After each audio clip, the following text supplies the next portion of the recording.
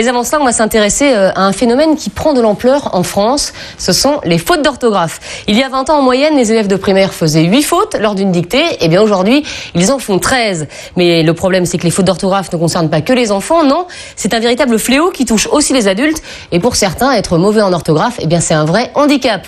C'est le cas de Mathieu. Il est cadre supérieur. Il est nul en orthographe. Et il a décidé de réagir. C'est un reportage de Pascal Artaud. Mathieu est un jeune cadre dirigeant dans la restauration. Il est à la tête d'une entreprise en plein essor. Mais pour ce jeune homme à qui tout semble réussir, chaque fois qu'il doit rédiger une lettre importante, c'est le même problème.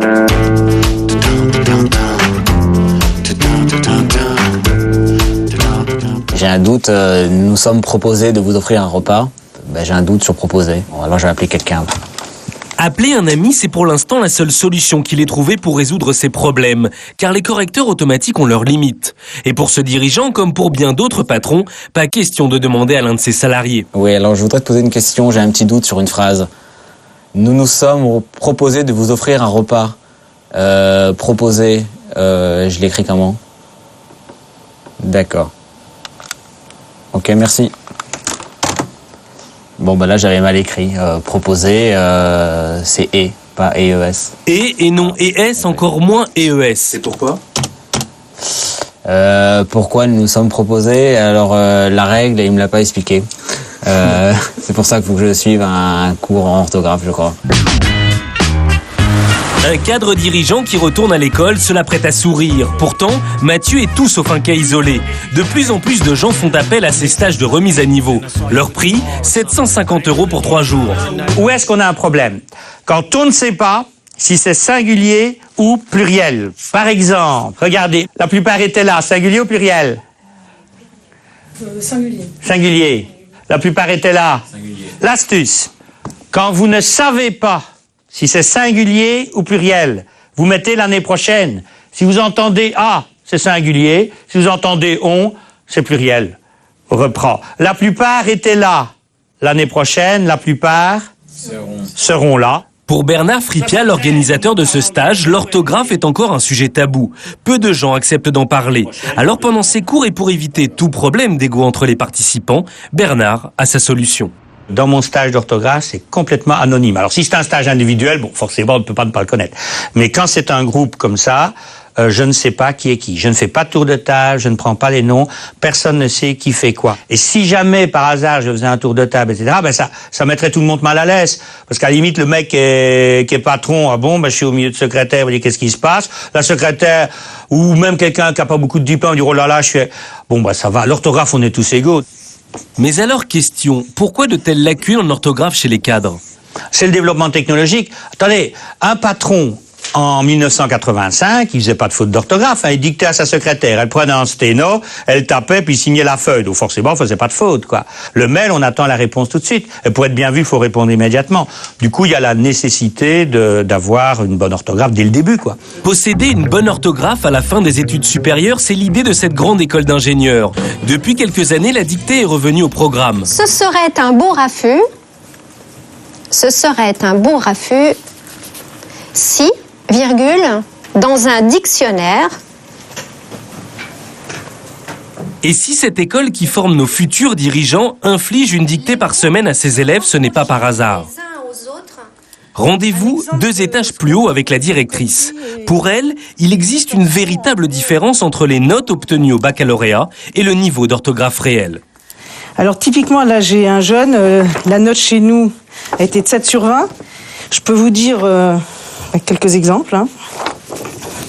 Alors, il m'était arrivé ETS et TAIS, sans trop de difficultés, T, E accent aigu S, et accent aigu S aurait évidemment suffi.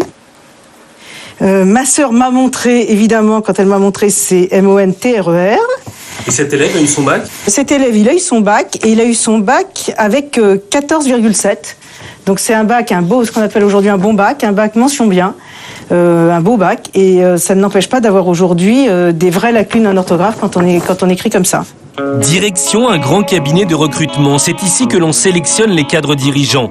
Les fautes d'orthographe sont devenues un critère d'embauche.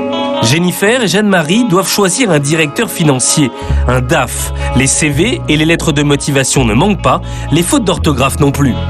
Oh là. Oh là là.